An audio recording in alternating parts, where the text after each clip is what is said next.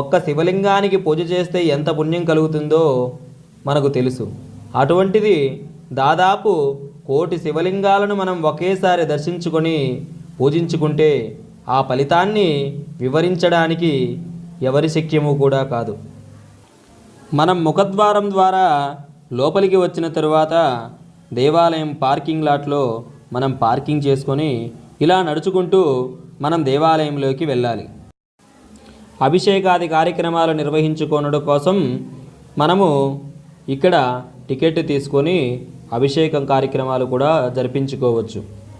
మనము గర్భాలయంలో ఉండేటువంటి స్వామివారిని అమ్మవార్లను దర్శించుకొని ఇలా బయటకు రాగానే ఆలయ ప్రాంగణంలో ఇలా చిన్న చిన్న శివలింగాలు మనకు ప్రత్యక్షమవుతాయి.